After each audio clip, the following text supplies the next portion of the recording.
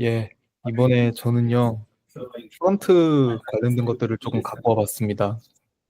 그래서 저는 이제 보통 주로 쓰는 게 리액트를 쓰고 있는데, 리액트가 구체적으로, 그러니까 리액트로 코딩을 하다 보면은 그냥 이제 태그 열고 닫고 안에 뭐 이거저거 쓰고 함수 몇 개 만들고 하다 보면은 지가 알아서 멋있게 웹페이지를 뚝딱 만들어주는 것 같은데, 구체적으로 어떤 방식으로 동작하는지에 관련해서 이제 내부적으로 어떤 구조로 이루어져 있고 어떤 방식을 통해서 렌더링까지 되는지에 대해서 공유해보면 좀 좋을 것 같아가지고 저도 공부하는 겸 해서 어, 이번 발표 자료를 준비를 해봤고요.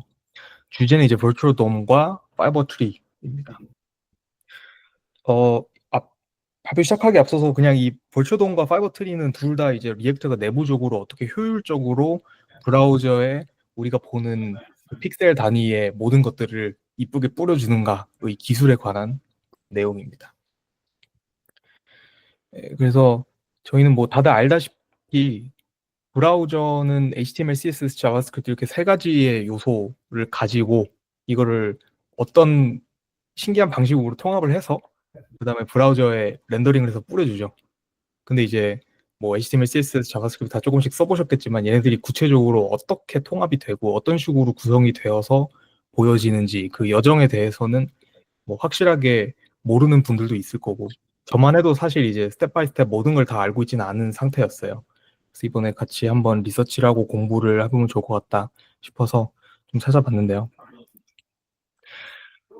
먼저 어떤 방식을 통하는가를 알기 위해서는 이 크리티컬 렌더링 패스라는 개념에 대해서 알고 넘어가면 좋을 것 같아서 먼저 그에 대해서 설명을 드리려고 합니다.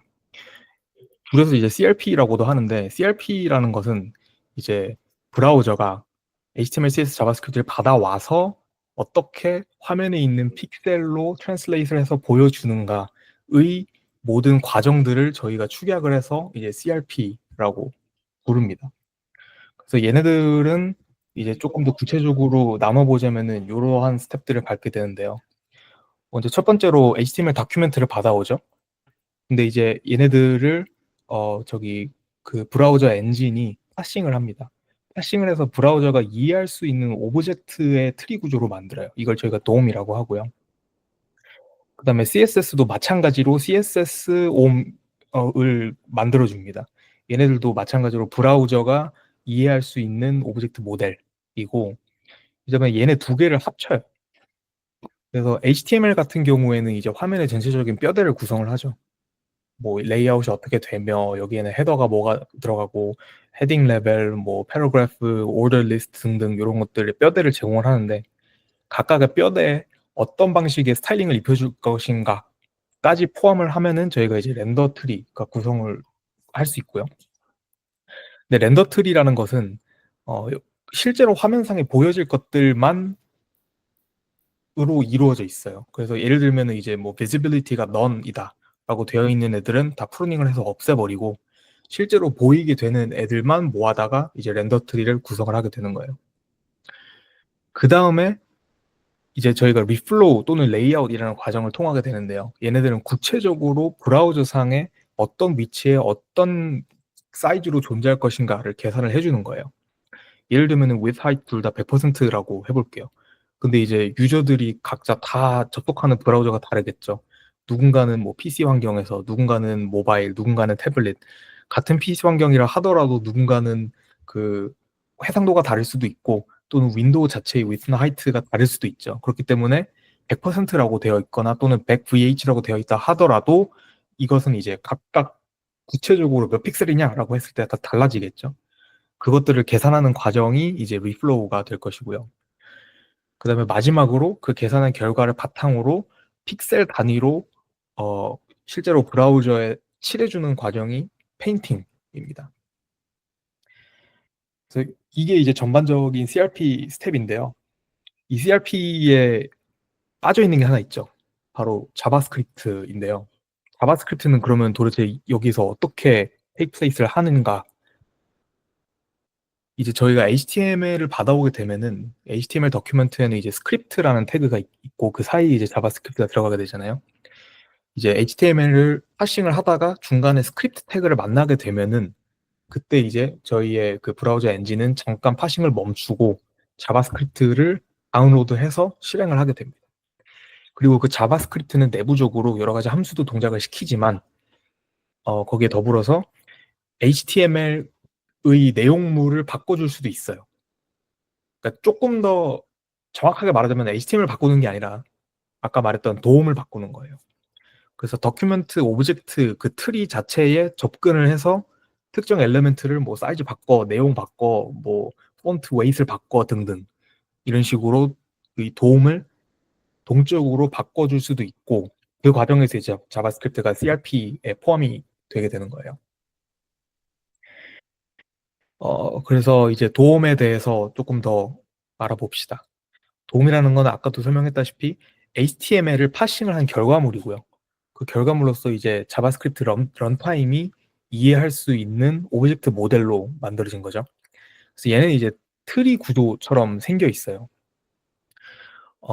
그래서 이제 여러분들도 어떤 웹페이지를 가던 간에 이 도움 구조를 쉽게 확인을 하실 수가 있는데, 그래서 여기 이제 오른쪽에 디벨로퍼 패널을 연 다음에 엘리먼트를 눌러주면요.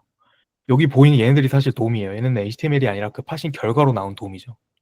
그래서 보시면은 이제 트리 구조라는 걸 알 수 있는 게 이제 열면은 그 밑에 차일드 노드들이 이렇게 보이게 되죠. 그래서 얘네들이 이제 바로 도움이고 얘네는 이제 동쪽으로 바뀔 수가 있어요. HTML 같은 경우는 여기 이제 요 더큐멘트 여기선 더큐멘트를 안 받아왔구나. 다른 걸 한번 가보시죠. 기분이 둥둥 떠오르는 감성 R&B 모음에서 새로 고침을 한번 해보시면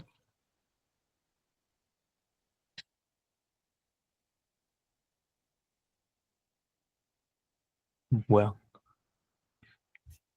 여기서도 안 받아오네. 기타업을 한번 가볼까요?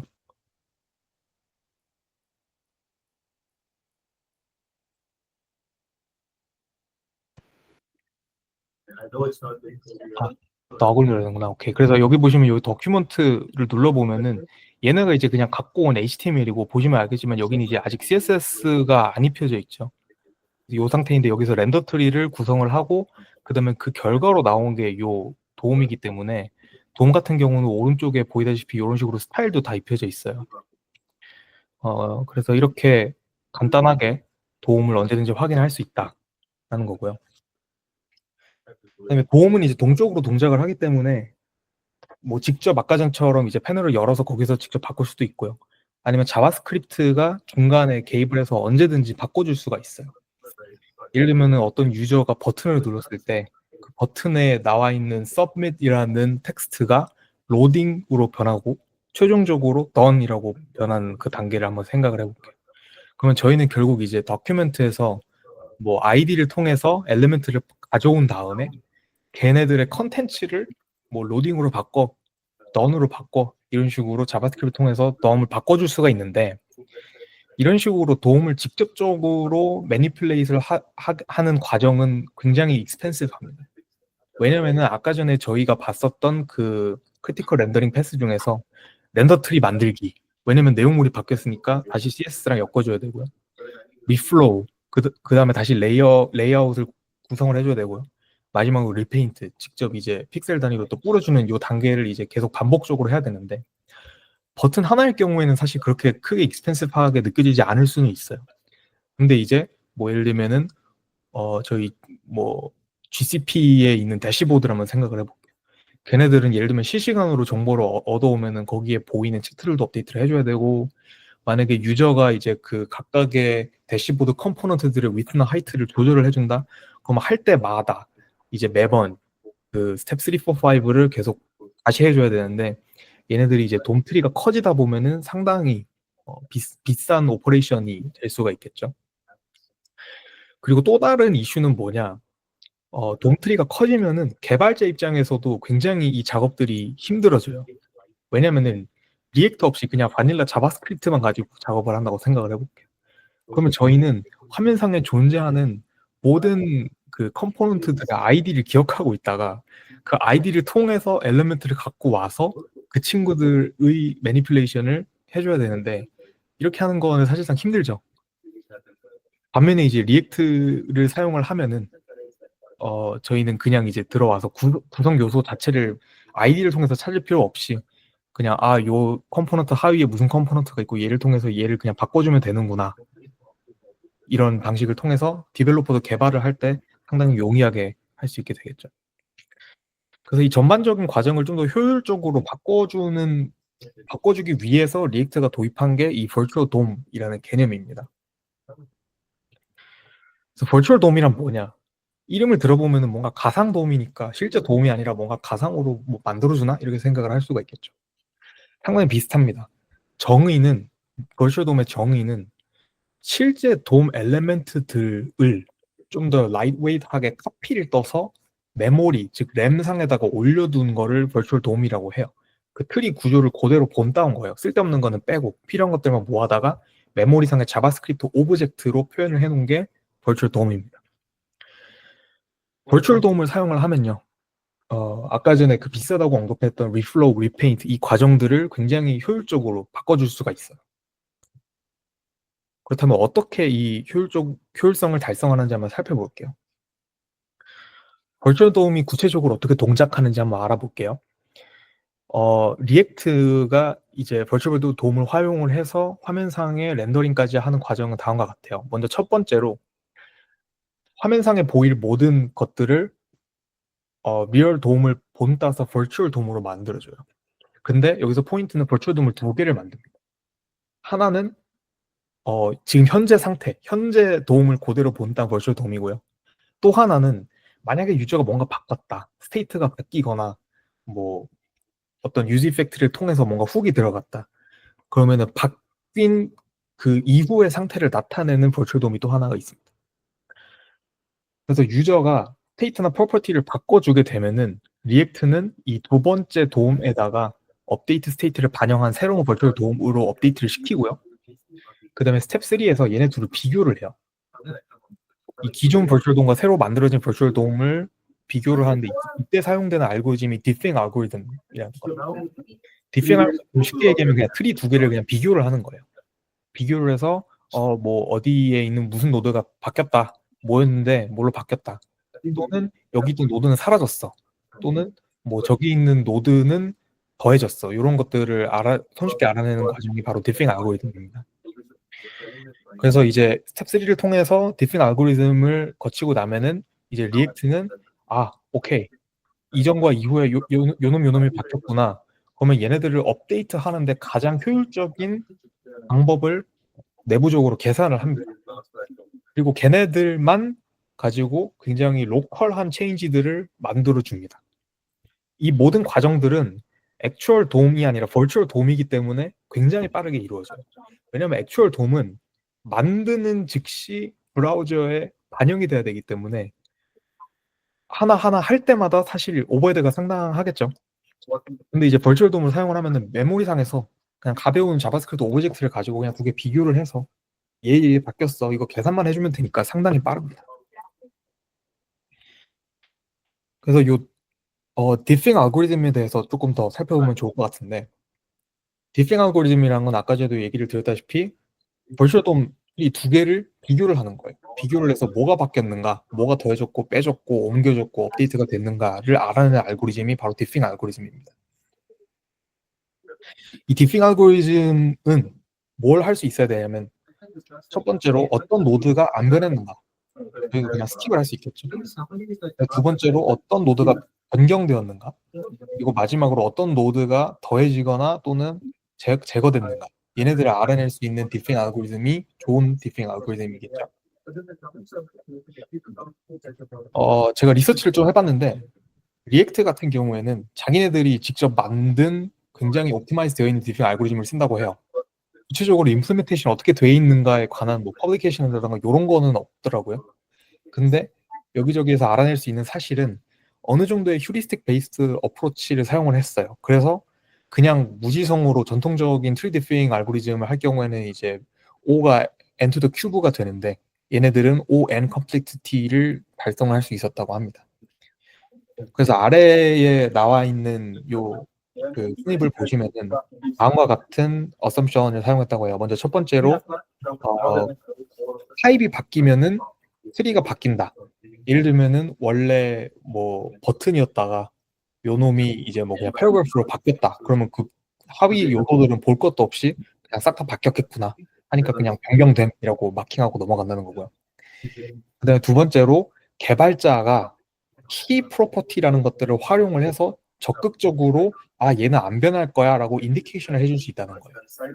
그래서 리액트 개발을 해보신 분들은 알겠지만은 특히 이제 뭐 어떤 어레이 구조를 받아와서 걔네들을 리액트 컴포넌트들로 매핑을 하는 과정이 상당히 많은데 예를 들면은 노티피케이션 패널 같은 경우에 노티피케이션 어레이를 받아와서 각각을 뭐 노티피케이션 아이템으로 매핑을 해주는 과정을 생각을 해볼 수가 있겠죠. 근데 그 경우에 리액트가 야, 너 키 프롭 안 썼어. 제발 써줘. 라고 찡찡댈 거예요. 왜 찡찡대냐면은 키를 적어줘야 리액트가 이 버추얼 돔 디핑을 하다가 아, 딴 거 바뀌었지만은 얘네들은 사실 같은 놈들이구나. 노티피케이션 자체는 안 바뀌었구나. 를 알아내서 굉장히 효율적으로 디핑을 할 수 있기 때문에 제발 키를 넣어달라고 그렇게 저에게 하소연을 하는 거죠.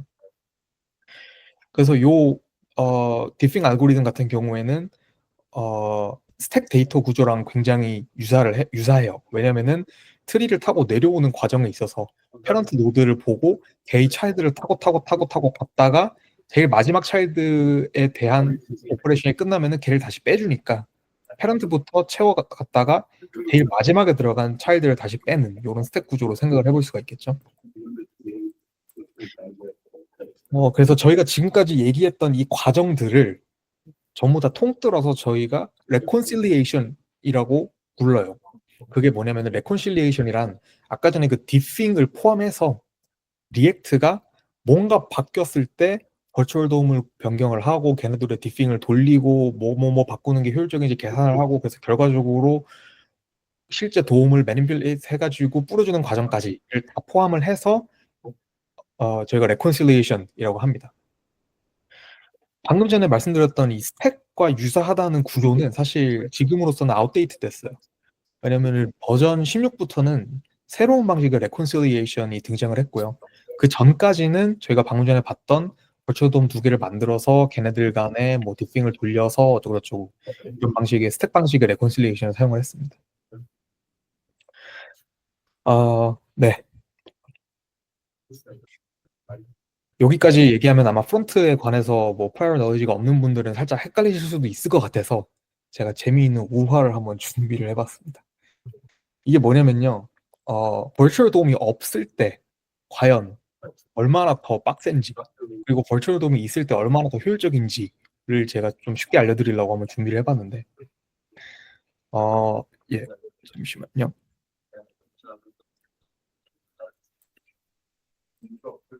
예, 뭐, 채팅을 보내셨나? 제가 지금 확인을 못하는데 네, 뻘소리입니다. 그냥 넘어가도록 하겠습니다. 예, 먼저 첫 번째로 모세스의 이야기에 대해서 한번 알려드릴게요. 모세스는 버추얼 돔이 뭔지 몰라요. 이 친구는 그냥 우직하게 일을 하는 친구인데요. 이 친구는 이제 굉장히 큰 집을 좀 레노베이션을 하면 좋겠다라고 해서 이제 계약 컨트랙터로 들어갔어요. 이제 집주인이 이런저런 오더를 주죠. 아, 우리 화장실에 있는 퍼셋 좀 바꿔야 되고 저기 워드로브랑 컵보드 위치를 좀 옮겨야 되고 그다음에 저기 나 게러지 문도 노란색으로 칠해줘. 근데 이제 모제스는 아무것도 없이 이제 그냥 망치와 드라이버 이런 것들 가지고 집에 들어갑니다. 집에 들어가서 먼저 화장실 1을 찾아요. 막 헤매다가 찾아요. 찾은 다음 안에 들어가서 여기 수전이 있네? 그래서 바꿉니다. 나와가지고 그 다음에 화장실 2를 또 찾아요. 가서 수전을 또 바꿔요. 3도 또 찾아요. 근데 안 보여요. 왜냐면 지하실에 있는데 지하실이 있는 걸 몰랐어요. 그래서 지하실로 내려가서 또 수전을 찾아서 바꿔요. 그 다음에 워드로브를 찾고 컵보드를 찾아서 얘네들의 위치를 옮겨줘야 되는데 워드로브랑 컵보드 말고도 굉장히 많은 가구들이 있잖아요. 그래서 옮길 때 어떻게 옮기면은 얘네들이 사이즈가 맞는지를 모르기 때문에 이렇게 옮겼다가 저렇게 옮겼다가 열심히 해봅니다. 땀을 뻘뻘 흘리면서 결국 이제 워드로브랑 컵보드 위치도 옮겨주고요. 그 다음에 마지막으로 이제 나와서 게러지 문을 옛날 색깔을 이제 갈아내고 그 다음에 노란색으로 칠합니다. 이 모든 과정을 다 하는데 8시간이 지났고 이제 모세스는 힘들고 배고프고 이제 해피하지가 않아요. 하지만 이제 짐 같은 경우는 버추얼 돔을 알아요. 이 친구는 비유를 하자면 버추얼 돔이 저희한테 이제 청산이 있는 거예요. 블루프린트가 있는 거예요. 그래서 짐은 좀 똑똑하게 일합니다. 집주인한테 오더를 받고 나서 바로 무지성으로 집에 뛰어 들어가는 게 아니라 우선 블루프린트를 준비를 합니다. 하나는 이제 지금 현재 집 상태, 또 하나는 변경 후의 집 상태. 그 다음에 걔네 둘이 비교를 하면서 화장실은 어디 있는데 얘를 바꾸면 되겠구나. 워드로브는 여기 있는데 여기로 갔구나. 이렇게 옮기면 옮길 수 있겠구나. 이런 것들을 미리 다 체크를 합니다. 이거 끝났으면 이제 그 다음부터는 쉽죠. 화장실 1, 2, 3 바로 찾아서 수전 바로 바꿔버리고 워드로브 다 옮겨버리고 순식간에 끝납니다. 그래서 짐은 힘들지도 않고 배고프지도 않고 아주 행복합니다. 이게 바로 버추얼 돔과 있을 때와 없을 때의 차이인데 혹시 이해가 좀 잘 되셨을까요? 네. 과연 네, 좋습니다. 근데 아까 전에 말씀드렸던 이 스택 방식의 레콘실리에이션은 한계가 있어요. 한계가 뭐냐면은 스택 베이스드 알고리즘이 리커시브 매너를 가지고 있는데 제일 중요한 건 뭐냐면 얘가 이제 동기화된 과정이기 때문에 하나의 그 레콘실리에이션 과정이 끝나기 전까지 얘가 그러니까 중간에 인터럽션을 할 수가 없어요. 중간에 잠깐 퍼즐을 할 수도 없고 다른 더 중요한 애가 들어와도 일단은 기다려야 돼요. 그렇기 때문에 굉장히 많은 오브젝트들에 굉장히 많은 애니메이션들이 겹쳐져 있다? 그러면은 이제 여기서부터 렉이 막 걸리기 시작하는 거죠. 저희가 이제 보통 사람들이 60 fps, 60Hz짜리 모니터를 쓰잖아요. 그러면 이제 걔네들한테 스팀레스하게 잘 보이려면은 적어도 하나를 보여줄 때 1 over 60 만큼의 시간 안에 이 모든 레콘실리에이션이 끝나야 되는데 그 안에 안 끝나게 된다면 유저 입장에서는 이거 왜 이렇게 버벅거리지? 이런 식으로 안 좋은 유저 익스피리언스를 줄 수가 있게 되는 것이죠. 그래서 얘네들이 메인 스레드의 블로킹을 초래를 하게 됩니다. 특히나 애니메이션 같은 경우는 눈이 굉장히 민감하게 반응을 하죠. 근데 애니메이션이 조금이라도 끊기면은 유저 입장에서 뭐야 이거? 라고 느낄 수가 있겠고요. 그 다음에 이제 업데이트들 간의 프라이어타이제이션도 없어요. 그게 무슨 말이냐면은 애니메이션 같은 경우는 사실 프라이어티가 좀 더 높아요. 그 예를 들면 백그라운드에서 백엔드에다가 데이터 요청을 보내고 받아온 거를 가지고 뭐 테이블에다가 뿌려준다던가 하는 것도 충분히 중요하지만 걔네는 사실 렉이 조금 걸려도 사람들이 몰라요. 근데 애니메이션이 버튼이 막 넌으로 바뀌면서 막 주변에 막 컨페티 날아다니고 해야 되는데 컨페티가 막 끊기면서 내려요. 그러면 사람들이 뭐야 왜 이렇게 끊겨? 이런 식으로 느낄 수밖에 없겠죠. 그렇기 때문에 이런 친구들한테 더 높은 프라이어티를 줘야 되는데 이렇게 프라이어타이제이션을 할 수 있는 방법이 없다. 그다음에 마지막으로 이 버추얼 도움을 비교를 하고 트래버스를 하는 중에 유저가 이미 새로운 거를 만들어 버렸는데요. 그러면 기존에 돌아가고 있던 스택을 멈춰야겠죠. 이런 것들을 할 수가 없는 거죠.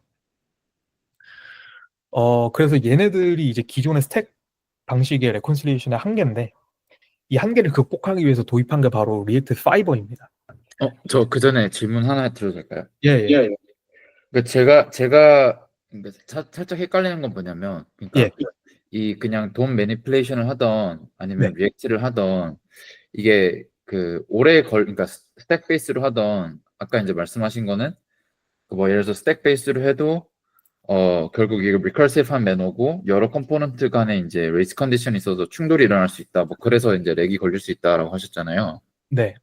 근데 이게 그러면은 그러니까 리액트 파일이 브라우저에서 작동할 그 런타임에 생기는 문제인 건가요? 그러니까 제가 생각한 거는 그러니까 런타임에서 이 버추얼 돔을 갖고 오퍼레이트 하는 건가요? 리액트를 쓰면? 네, 그러니까 그렇죠. 컴파일 타임인지 런타임인지가 헷갈려가지고. 런타임에 동작을 하죠. 왜냐면 얘네들은 이제 리플로우랑 리페인트에 가장 긴밀히 엮여 있는 애들이고 걔네들은 실제로 이제 자바스크립트를 통해서 도움을 바꿔주는 그 순간에 발생을 하는 거죠. 네, 그럼 이해됐습니다. 네. 그래서 자바스크립트가 기존에는 도움을 갖다가 까가지고 그냥 그대로 바꿔줬는데 리액트는 잠깐 그렇게 무지성으로 돌진하지 마. 내가 버추얼 도움을 활용을 해서 구체적으로 뭐뭐뭐 바뀌어야 되는지 알려줄게. 를 먼저 계산을 하고 그 다음에 걔네들을 아까 제가 이거 설명했는지 모르겠는데 배치로 업데이트를 합니다. 그래서 이제 성능상으로 상당한 이제 그 향상을 저희가 볼 수 있는 거죠. 네, 이해됐습니다. 그러면은 배치로 업데이트 하는 거잖아요. 그러면 예, 예를 들어 어쨌든 근데 돔은 하나잖아요. 네. 근데 어쨌든 뭐 유저가 뭘 해가지고 예를 들어 세 군데가 바뀌어야 돼요. 뭐 아니면 전체 페이지가 뭐 돔에서 좀 업데이트가 돼야 돼요. 그럼 그거는 뭐 다른 스레드로 처리가 되나요? 아니면 결국에는 하나의 스레드인데 그냥 세 개가 따다닥 그 부분만 바뀌는 건지 사실 정확히 그게 어떻게 업데이트가 되는 건지 그거를 좀 결국에는 하나의 스레드를 사용하기는 하죠. 음, 하나의 그러면 스레드인데, 예, 예, 예, 얘기하세요. 그러면 전이랑 이제 차이가 예를 들어 정확히 어차피 하나의 스레드고 어차피 그거를 업데이트를 하는 건데 뭐 정확히 어떤 이점을 갖는지 한번 설명을 좀 해주실 수 있죠? 제가 먼저 말하자면 그 하나의 스레드라도 결국 이게 리플로우랑 그 리페인트 과정 안 거치면은 컴퓨테이션 오버레드가 줄어들어서 스레드 액수 상관없이 그 엑스큐션이 빠르다는 거 아닌가요? 저는 그렇게 이해했는데. 네, 그쵸.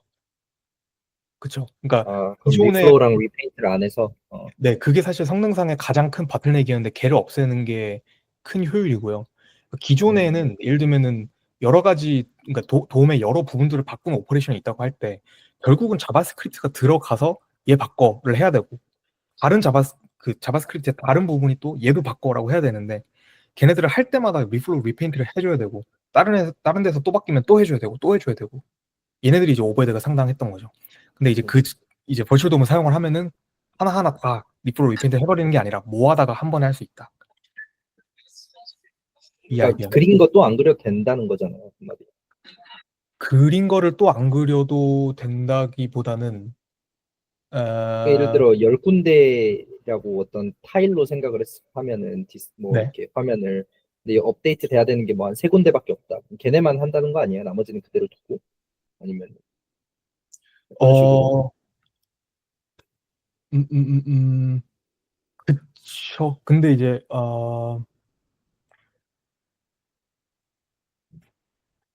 그쵸. 그러니까 그 버추얼 돔을 활용을 했을 때는 그, 그 로컬한 업데이트만 해줘도 되는데 그게 아니면 이제 그래서 이제 그림들 안 그려도 된다라고 하셨구나. 예, 그쵸. 네네. 그러면 그 설명이 맞죠. 아, 네, 그렇습니다. 그 하나 질문이 있는 게 예, 딥생 알고리즘에 관한 질문인데 이게 아무리 벌출돔을 사용을 한다 하더라도 기본적으로 돔이 트리 구조를 갖고 있잖아요. 예. 근데 이럴 때 사용자가 무지성으로 예를 들어서 컴포넨트를 네스티드로 계속해서 박아버리면 예. 이게 트리가 일렬 형태로 되면서 되게 오버헤드가 커질 것 같은데 예. 혹시 알고리즘 중에 추가적으로 뭐 트리 리밸런싱이 들어간다든지 하는 부분이 있을까요? 기존의 스택 방식의 리콘실리에이션은 그런 게 없는 걸로 제가 알고 있기는 해요.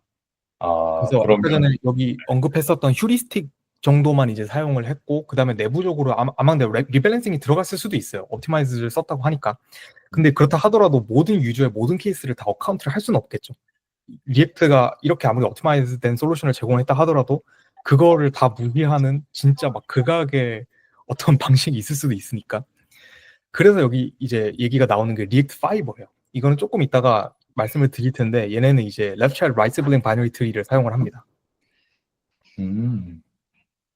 네, 이렇게 감사합니다. 하면 아까 전에 얘기했던 차일드 개수가 많아져서 발생하는 오버헤드에 대한 그 과정을 좀 더 그러니까 효율적으로 할 수 있고 그 다음에 프로그래미틱하게 어느 정도 이제 예상을 가능하게 만들어줘요. 네, 이거는 알겠습니다. 조금 네. 이따가 예, 더 질문 있으실까요? 예, 전 예, 없습니다. 없으면은 계속 이어서 진행을 하겠습니다. 네, 너무 다 좋은 질문인데요. 이 질문들에 대해서 리액트 팀들도 많이 고민을 했을 거예요. 그래서 이제 얘네들이 리액트 16부터 새로 도입한 레콘실레이션 아키텍처가 바로 리액트 파이버입니다. 얘네들은 아까 전에 이 스택 베이스에서 문제가 됐었던 뭐 중간에 인터럽션을 할 수 없다. 그다음에 프라이어티를 지정할 수 없다. 라는 이슈들을 해결을 해주는 솔루션이죠. 그래서 요 밑에 나와 있는 거를 보면 알다시피 이렇게 네 가지 블랙 포인트 얘네들을 이제 우리가 타겟을 했다. 이렇게 보시면 될 것 같고 그다음 구체적으로 파이버가 어떤 방식으로 이 asynchronicity 를 보장을 하는가에 대해서 알아보기 위해서 리액트 파이버는 어떻게 동작하는지를 좀 더 한번 알아봅시다. 리액트 파이버는 내부적으로 파이버 트리라는 걸 사용을 해요. 얘는 이제 쉽게 말하면 돔 트리랑 똑같은데 비슷한데, 그러니까 실제로 보이는 이 리얼 돔을 가져다 온 이 클론이라는 거는 동일합니다. 근데 얘네들한테 조금 더 정보를 처리하는데 효율적일 수 있는 애트리뷰트들을 준 거예요. 그래서 Enhanced Virtual DOM이라고 보시면 될 것 같고요. 그래서 네, 여기 이제 파이버 트리에 대한 내용이 나오는데, 얘네들은 이제 left child right sibling binary tree라는 구조를 채택을 했습니다. 그래서 사실 기존 버추얼 돔과 조금 다른 거는, 버추얼 돔 같은 경우는 리얼 돔과 거의 1대1 대응이 될 정도로 똑같은 이제 컴포넌트 트리 구조를 유지를 하는데요. 얘네들 같은 경우는 이렇게 바이너리 트리로 강제로 바꿔버리죠. 이렇게 했을 때 얻을 수 있는 이점은 뭐냐? 트래버스를 하다가 얘네는 그 차일드를 다 볼 필요가 없죠. 차일드를 보기 위해서는 다들 아시겠지만은 지금 현재 노드에서 내가 가지고 있는 차일드 리스트를 받아온 다음에 걔네들을 폴로를 통해서 돌려야 되죠. 그 다음에 각각의 차일드 노드에 들어가서 또 리커시브하게 걔네들의 차일드를 돌고 해야 되는데, 여기서는 어차피 나는 차일드는 하나밖에 없습니다. 나머지는 다 시블링으로 옆으로 들어가는 거예요. 그렇게 되기 때문에 내가 볼 차일드는 하나밖에 없기 때문에 모든 차일드에 대해서 다 어카운트 할 필요가 없어지고, 지금 나와 차일드만 비교를 해서 중간에 뭐 스키핑을 해야 되냐 뭐 하냐 뭐 이런 것들만 판단을 하면 되게 되는 거죠. 그래서 각각 이 리액트 파이버 트리의 각각의 노드들을 파이버 노드라고 부르는데, 이 파이버 노드들은 리액트가 아까 전에 얘기했던 뭐 디핑이라든가를 포함한 리콘실리에이션을 좀 더 효율적으로 하기 위한 여러 가지 추가 애트리뷰트들이 들어가 있습니다. 그래서 기본적으로 파이버 노드는 화면상에 보이는 것들의 컴포넌트를 펑션 또는 클래스 단위로 이제 가지고 있고요. 예를 들면 div가 하나 있다 그러면 이제 그 div를 표현하는 파이버 노드가 하나 존재하게 되겠죠. 그 다음에 그 파이버 노드들은 내부적으로 또 리액트가 수행해야 되는 유닛 오브 워크들을 가지고 있어요. 그래서 유닛 오브 워크라는 거는 뭐 렌더링, 디핑, 스케줄링 이런 것들이 될 수가 있겠고요. 그래서 이 유닛 오브 워크라는 게 결국은 리액트가 뭘 해야 되는가를 잘게 쪼개서 노드 단위로 갖고 있는 거기 때문에 리액트가 전체를 다 아까 전에 스택 구조처럼 쫙 볼 필요가 없이 지금 내 노드가 가지고 있는 내 유닛 오브 워크만 신경을 쓰면 되게 되는 거고, 그래서 그 유닛 오브 워크를 진행을 하다가 언제든지 나 차일드 안 가, 나 시블링 안 가 한 다음에 다시 그냥 패런트로 올려보낼 수가 있게 되는 거죠. 네, 그래서 조금 더 구체적으로 들어가 보자면은 각각의 파이버 노드들은 이런 친구들을 가지고 있다고 합니다. 먼저 타입이랑 키를 가지고 있는데, 타입은 아까 전에 봤었던 뭐 div라든가 이런 타입을 얘기를 하는 거고요. 키도 아까 전에 얘기했던 그 키인데요. 얘네들을 가지고 이제 휴리스틱에 조금 도움을 줄 수 있어요. 아까 전에 그 어썸션을 사실 여기서도 그대로 사용을 하는 거죠. 타입이 바뀌었으면은 나는 아예 다 바뀌었네 하면서 슛 업데이트를 이제 true로 바꾼다든가 이렇게 할 수 있는 거고, 키가 안 바뀌었으면 나 안 바뀌었어 한 다음에 나는 이제 안 바뀌었음이라고 체크를 할 수가 있게 되는 거죠. 네, 두 번째로는 이제 차일드랑 시블링 노드로 가는 포인터를 가지고 있을 거고, 그 다음에 리턴이라는 애를 갖고 있는데 얘는 쉽게 얘기하면은 페런트 파이버예요. 왜 리턴이라고 이름을 붙였냐면은 특정 파이버 노드가 가지고 있는 그 워크를 끊는 다음에 어디로 리턴을 해야 되는가를 표현을 한다고 해서 리턴이라고 이름을 붙인 것 같다고 합니다. 그 다음에는 이제 펜딩 프롭스라는 친구들이 있는데, 얘는 뭐냐면은 이 노드가 받아들이는 인풋 파라미터, 쉽게 얘기하면 펑션의 인풋 베리어블, 인풋 파라미터예요. 얘는 이제 그 밑에 있는 메모이스 프롭스랑 쌍으로 엮어서 같이 써요. 왜 그러냐면은 메모이스 프롭스 같은 경우에는 이 특정 노드가 받아들인 값이고, 그 값을 이전에 받아들인 인풋 파라미터를 일단 저장을 하고 있는 거예요. 저장을 하고 있다가 펜딩 프롭스를 통해서 새로운 인풋 파라미터가 들어왔다? 그러면은 얘가 기존에 홀드하고 있던 메모이스 프롭스랑 비교를 해요. 비교를 해서 안 바뀌었으면은 방금 전에 있었던 그 스테이트 업데이트는 나랑 관련이 없네, 또는 변경이 있었다고 하더라도 나는 영향을 안 받았네 라고 판단을 해서 이제 리칼큘레이션을 안 할 수 있게 해주는 거죠. 그래서 나중에 이제 뭐 유스 컵백이라던가 이런 후기에 대해서 들어보신 분들은 알겠지만은 거기 이제 들어가는 것들이 메모이스트 프롭스들이죠. 그다음에 마지막으로 이제 뭐 work priority 이런 것들도 지정을 해줘서 만약에 자기보다 더 중요한 작업이 들어왔다? 그러면 내 거를 퍼즐을 한다던가 이런 식으로 이제 work priority를 또 지정을 해줄 수가 있게 되는 거죠. 그래서 아까 전에 저희가 봤었던 여기 오타가 있네. How does virtual DOM work가 아니라 React Fiber work가 돼야 됩니다. 그래서 이 virtual DOM과는 다르게 React Fiber가 어떻게 동작하는지 사이클을 또 나타내 보면요. 아까 전에 스텝 1, 2, 3, 4, 5 다들 기억하실 텐데 여기서는 이제 사실 크게 달라진 거는 virtual DOM 대신에 fiber tree를 traverse 한다라는 게 바뀐 거고요. 그 다음에 3번에 있는 이 diffing 과정도 굉장히 효율적으로 바뀔 수가 있게 되겠죠. 그리고 이 과정에서 아까 전에 언급했다시피 interruption도 충분히 들어갈 수가 있게 될 거고요. 그 다음에 이런 더 효율적인 diffing 과정을 통해서 이제 나머지 과정은 사실 다 똑같습니다. 차이를 계산을 해서 걔네들 이제 모니터에다 뿌려주는 거죠. 그래서 오른쪽에 보시면 렌더 페이즈와 커밋 페이즈로 나눠져 있는데요. 렌더 페이즈에 발생하는 모든 일들은 리액트 파이버를 활용을 하면은 중간에 언제든지 멈춰질 수 있어요. 작업을 하다가 잠깐 멈출 수도 있고 다른 애한테 갈 수도 있고 아예 캔슬 시킬 수도 있는 거죠. 근데 이제 커밋 페이즈는 한번 시작하면 멈출 수가 없습니다. 네, 여기까지 제 발표를 잘 들으셨다면 이제 즐거운 팝 퀴즈 타임입니다. 자, 리액트가 디핑을 할 때 뭘 비교를 할지에 대한 질문인데 혹시 이거 답을 아는 분이 있으실까요? 2번이요. 네, 답은 B죠. 버추얼 도움을 두 개를 운용한다고 했죠. 그래서 기존 것과 업데이트된 버추얼 도움을 비교를 합니다. 파이버 트리를 할 때도 마찬가지로 파이버 트리를 두 개를 가지고 있고 그 두 개를 비교를 하게 되는 거죠. 네, 그 다음 문제입니다. 리액트 파이버에서 유닛 오브 워크라는 것은 무엇일까요?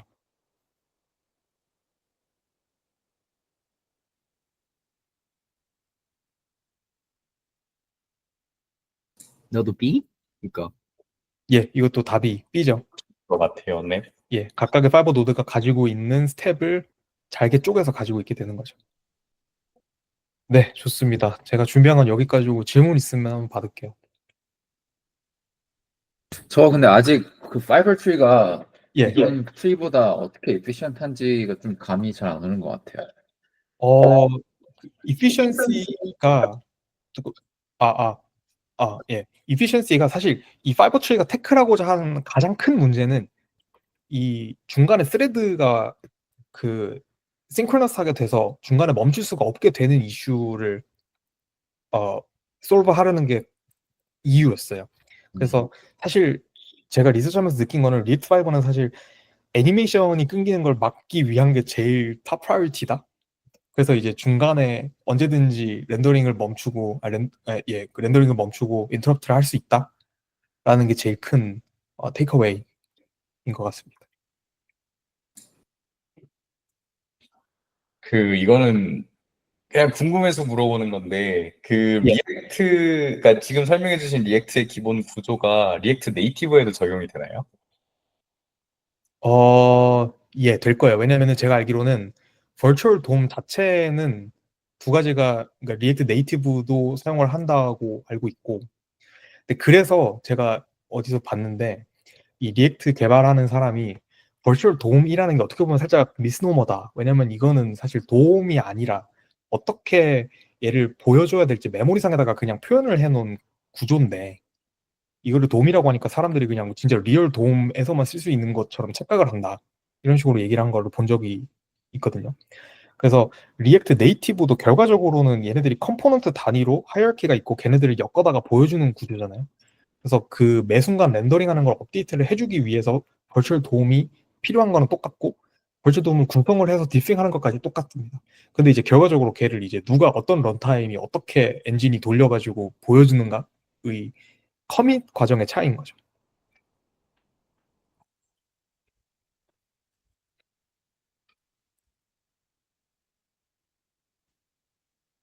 또 질문 있으실까요? 음, 그러니까 그 synchronous한 트래블에서 이제 asynch한 트래블이 된다는 건가요? 파이버스면? 네, 그게 사실 제일 큰 그 차이죠. 어, 그게 정확히 어떻게 asynchronous하게 작동하는 거예요? LCRS에서는? 그러니까 인터럽션을 할 수 있다라는 게 제일 큰 이점인데, 어, 여기 밑에 보시면은 이 블랙 포인트들을 한번 읽어보시면은 기존 방식의 문제점을 잘 아실 수 있을 거예요. 먼저 여기 첫 번째 보면은 모든 UI가 즉시 다 반영이 될 필요는 없고, 어떤 애들은 이제 프레임 드롭을 유발을 한다. 근데 이제 다른 타입들은 이제 서로 다른 프라이어티가 있게 되죠. 여기서 이제 애니메이션을 구체적으로 언급을 했어요. 애니메이션 같은 애들은 다른 애들 다 조금씩 늦어줘도 된다. 근데 애니메이션이 끊기면 안 된다. 그럼 유저 익스피리언스가 안 좋아진다. 그러니까 다른 거를 작업을 하다가 그 디핀 과정에서 다른 애를 작업을 하다가 애니메이션이 왔다? 그러면 애니메이션에 관한 애들을 다른 애들보다 그 무엇보다도 더 우선적으로 처리를 하고 넘어갈 수 있게 되는 거예요. 음,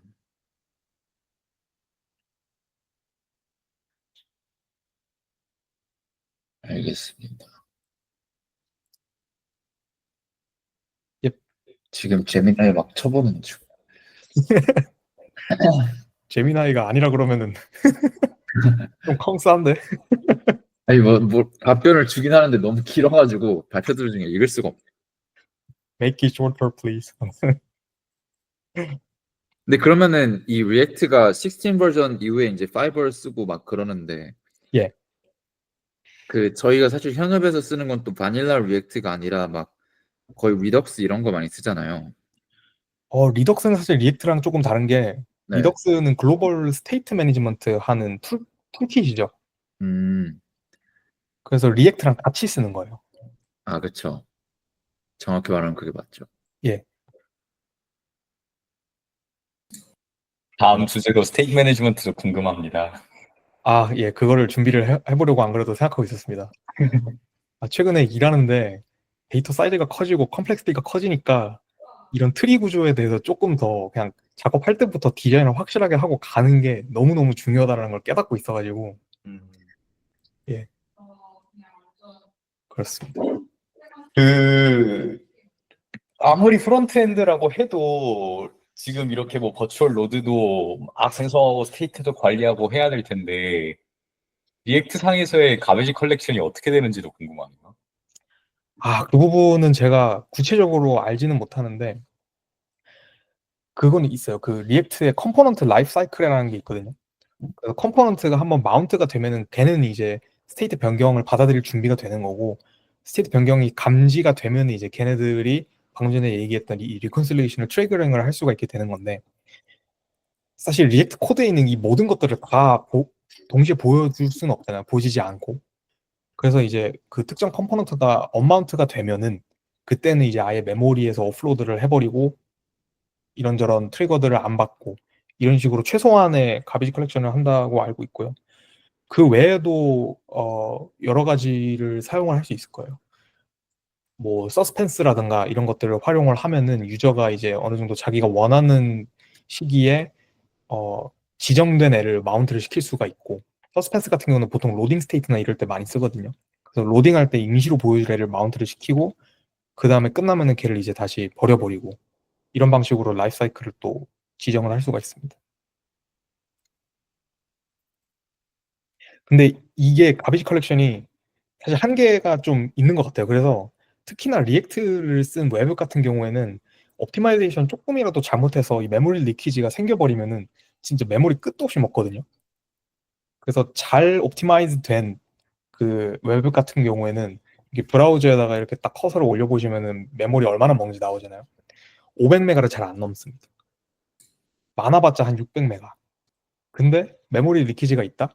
1기가, 2기가 그냥 다 바로 넘어버려요. 3기가 넘어가지고 컴퓨터 터질 수도 있어요. 바로 뻥나는 거네요, 그럼. 예, 그러면은 크롬이 갑자기 말을 안 듣고 갑자기 컴퓨터가 뜨거워지고 그러다 터집니다.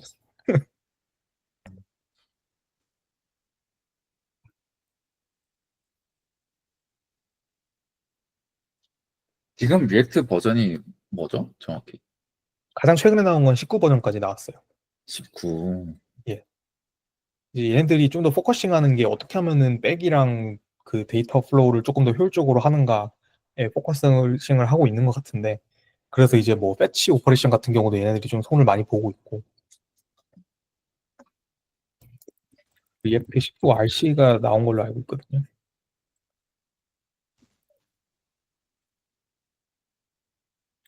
이거는 그냥 개인적인 질문인데 요즘 예. 저는 이제 블로그 만들고 있는데 약간 예. 스태틱 페이지로 만들려고 하거든요. 리액트 안 쓰고. 예. 근데 이게 그 리액트도 스태틱 페이지 리액트는 그러니까 스태틱 페이지를 약간 생각하고 만든 건 아니잖아요. 뭔가 항상 자바스크립트로 바꾸고 나가는 그거를 생각을 하는데 그러면 리액트를 보통 그러니까 리액트를 딱 쓴다 그러면은 리액트에 어떤 점을 보고 쓰는지 그냥 궁금하거든요. 예를 들어 저 같은 경우는 그냥 리액트 안 쓰기로 했거든요. 그냥 스태틱 페이지 제너레이션에서는 사실 굳이 리액트가 주는 어떤 강점이 없어서 그러니까 단순 블로그 글 포스트 같은 거는 리액트 쓰는 것보다는 그냥 스태틱한 HTML로 하는 게 제일 빠르잖아요, 사실. 그쵸. 네. 그럼 리액트, 예, 그, 리액트는 이제 그 CSR 앱을 쓸 때 제일 많이 활용을 하죠. 클라이언트 사이드 렌더링을 할 때 많이 쓰는데, 그 이유가 아까 지적을 해주신 것 같이 리액트는 일단은 그 뭐냐, HTML에 별로 관심이 없어요. 얘네는 다 자바스크립트로 뭉뚱그려가지고 그다음 그 자바스크립트 통해서 이제 돔 오브젝트를 조작을 하는 방식으로 동작을 하게 되는데, 이렇게 하게 되면은 좋은 점은 유저 입장에서 끊김없는 익스피리언스가 있을 수 있다라는 거죠. 왜냐면 뭐 할 때마다 다큐멘트 불러오거나 뭐 하거나 하는 게 아니라 자바스크립트가 그냥 바로바로 부분적으로만 업데이트를 해주니까. 그런 CSR 웹 같은 경우에 리액트를 보통 우선적으로 고려를 하게 되죠. 근데 이제 그 리액트의 그런 그 CSR의 단점은 또 뭐냐면은 어쩔 수 없이 헤비해지고 그리고 좀 무겁다라는 느낌을 줄 수가 있고요. 그 다음에 초기 로딩 시간이 조금 느려지는 이슈가 또 발생할 수 있죠. 왜냐면 HTML 아무것도 없는데 자바스크립트를 받아와서 엑스큐션을 돌려서 돔 오브젝트를 바꿔야 그때서야만 이제 유저가 뭔가 볼 수 있으니까. 그래서 그런 한계를 극복하기 위해서 나온 게 이제 Next.js, Nuxt.js 이런 것들이 있죠. 얘네들은 서버 사이드 렌더링도 제공을 하고 스태틱 사이트 제너레이션도 기본적으로 제공을 합니다. 그래서 얘네는 되게 똑똑한 게 보고 얘는 뭐 유저 인풋 딱히 받을 게 없는데? 하면 그냥 스태틱으로 만들어 버려요. 페이지 단위로. 요즘 그래서 거의 바닐라 리액트 안 쓰고 대부분 그냥 넥스트 쓰는 것 같긴 해요. 예, 그쵸. 저도 미팅이 넥스트. 있어서 나가보겠습니다. 쏘리. 예. 예. 오케이. 아무튼 저도 넥스트를 쓰고 있고 쓰다 보니까 이제 뭐 라우팅 관련해서도 굉장히 유용하고 여러 가지 뭐 서버 사이드 렌더링이라든가 스태틱 사이트 같은 경우도 프롭스를 따로 지정을 해가지고 초기에 받아오는 다큐멘트를 퍼플레이트 시킬 수가 있다라는 게 상당한 이점인 것 같고요. 근데 사실 그 이점을 충분히 레버리지 할 정도로 제가 개발을 많이 해보지는 않았기 때문에 어, 사실 그냥 제 입장에서는 뭐 그냥 60ms 그냥 기다리고 말지 하는 그 정도인데, 나중에 이제 진짜 프로덕트 스케일이 커지고 컴플렉시티가 더 커지면은 그때는 이제 스태틱 사이트 서버 사이드 그 렌더링이 굉장히 중요해질 때가 올 수도 있겠죠. 그때가 되면 이제 좀 더 적극적으로 활용을 해볼 생각이에요.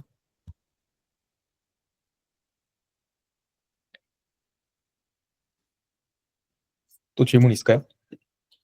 이건 질문은 아니고 그냥 첨언인데, 예. 아니 이제 앵귤러를 써야 됐다 보니까 앵귤러는 너무 짜증 나가지고 한번 이제 찾아봤거든요. 앵귤러랑 리액트랑 그 렌더링 뭐가 다른지.